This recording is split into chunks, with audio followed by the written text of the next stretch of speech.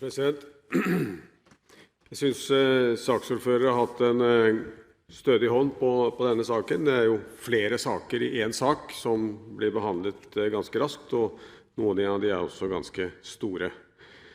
Så må jeg si at i dag visst dagen for å undre seg over FrP. Her får vi altså et innlegg fra den som da talsmann fra partiet, om løsninger i Bergen og Hordaland som ingen i Bergen og Hordaland har bedt om. Hvor liksom forankringen til det lokale og til det regionale, som altså i årevis har kjempet seg fram til løsninger, funnet fram til finansiering og påtatt seg løft både over egne bøker og gjennom bompengeløsninger, og så skal man da her fra denne talerstol bli fortalt at dere tenker helt feil, for vi tenker rett her inne. Det ikke den måten Høyre driver samferdselspolitikk på. Jeg enig, veldig enig, i at vi nå får dette vedtaket på utvidelse av lånerammen, slik at man kan holde oppe tempo.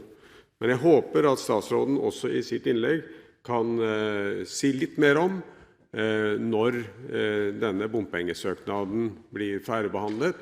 Det dreier seg tross alt bare om en dobling av avgiften, så veldig komplisert skulle det ikke være, slik at man kan fortsette arbeidet sånn som man har forutsatt, og det innebærer at det må foreligge et vedtak før 1. januar 2013. Når det så gjelder Oslopakke 3-saken i denne saken, så registrerer store kostnader til utvikling av internsystemer.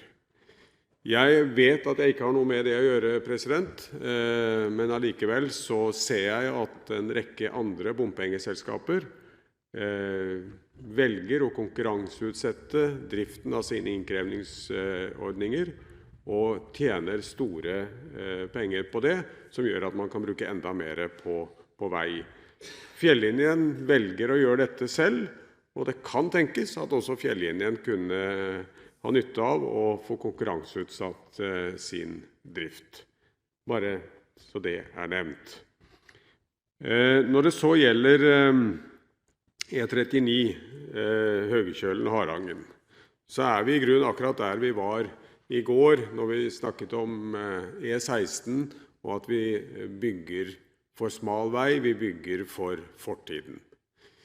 Vi mener, som vi har uttrykt i vår trafikksikringsplan, Høyres trafikksikringsplan, at vi må senke terskelen for når vi skal bygge møtefri vei, altså midtdelerløsninger, og da må vi opp i 12,5 meters bredde for å få dette til.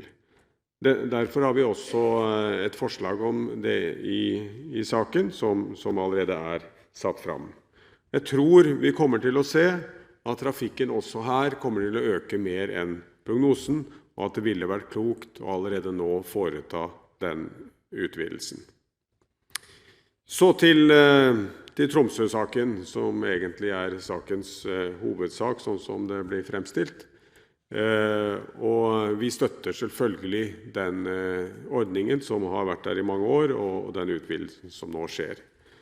Så sier representanten Bjørnflaten at vi i Tromsø har fått et nytt politisk regime som ikke viderefører de vedtak som har vært gjort tidligere. Og det vi nødt til å ha respekt for at de har en annen holdning til, men det riktig, som jeg har uttrykt, at det faktisk slik at de som kommer til Stortinget og ber om å få forsert sine prosjekter ved å være med og bidra i finansieringen, de lykkes som regel. Alternativet jo å vente til det nok statlige midler på plass. Så det en riktig fremstilling.